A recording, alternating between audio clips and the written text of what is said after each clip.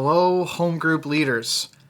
First, I have to say thank you for already 2 weeks of home groups through Zoom. You guys are doing phenomenal work and being flexible. And I really appreciate you and your flexibility with all this. What I want to do today is just a real quick video to talk to you about a couple of things. First and foremost, I want you to use your time together more for prayer. Use more of your time for prayer than you have previously. What I would love for you to do is for you to ask in your group specifically what they need prayer for, and if they know anyone that needs to be prayed for, specifically those who do not yet have the hope of Jesus. I want to mobilize this church right now through our home groups of making prayer a priority for those who are in need and who need to hear the good news of Jesus Christ.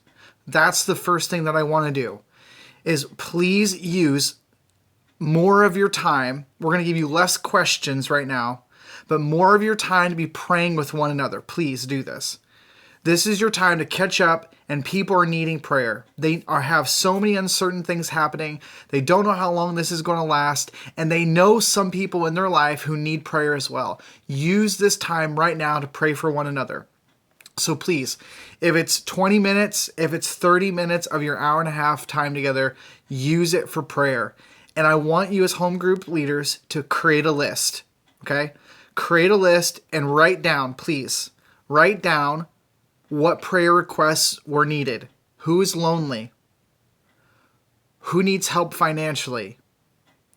Who is caught up in worry and anxiety? And create that list. Then ask your group who in your group needs to hear the message of Jesus Christ. Who do they know that needs to hear that good news? And ask for names. If they don't feel comfortable for names, say, Terry's friend, and put it as that. Then what I want you to do is I want you to make that list available to the whole group and ask them to pray over that list every day. What I'm wanting us to do is not only make prayer in their home group something that you do, but something they do every day. And I want that list to be prayed over each and every day. And maybe some of those prayers have given me an opportunity to speak to my neighbors about Jesus. I can talk over a fence. I can talk in a yard, from my driveway, from my front porch, and give me opportunities, Lord, to speak to my neighbors about Jesus. That's what I want. Please make this a priority. And I'll send an email out. But I want you to take that list, please. Take that list, create a document or an email and say, this is the list I want you to pray over each and every day. Each individual home group person in your home group needs to be praying over that list every day. They don't need to spend half an hour on every day. Just pray over those names, pray over those requests. We need to be praying in this time. Please make this a priority. The second thing is I want to mobilize you as a team and as home groups. What can your home group do for your community? I want each home group to come up with an idea, cast it out there to your group about what can we do as a home group. Now, as a staff, my team has come up with an idea of feeding the COVID floor of Baptist Health, and we asked for cards. The church has helped out with that. The church has helped pay for that. But those are some ideas that we can do. Who needs to have a phone call? Who can you as a group email, send cards to? Who needs to hear your voice? Who needs a phone call asking, are you okay? Mobilize your group to think that way. Get them to think outside the box. How can they have their own personal ministry as a group? We need to be doing ministry as a church as a whole. We need to be doing ministry as individuals, and we need to be doing ministry as home groups. So those are my two things. First and foremost is prayer.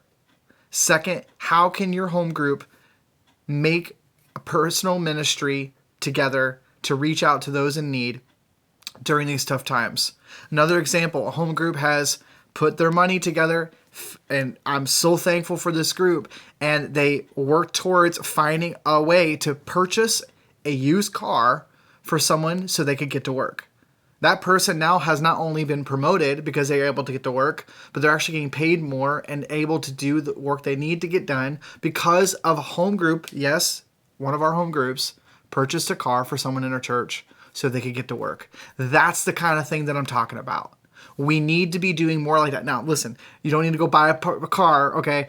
But that specifically to that group wanted to make that happen, and they did it. They put their minds to it, and they did it. That's the kind of thing. What can you be doing? Who can you be reaching out to as a group? Who can you be praying for? What meal could you possibly purchase for a family that needs to hear it? Maybe there's a mom or a dad who need some help with finances to cover the cost of diapers or a couple of meals. Please, that's what I'm asking.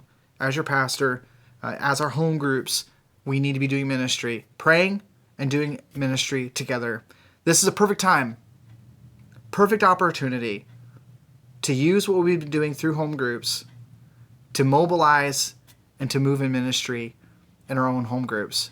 So please do that. Contact me. Let me know how that goes by the end of next week. Today is Thursday, April 16th. So I would love for you by next Thursday, which would be, let's see here, April the 24th.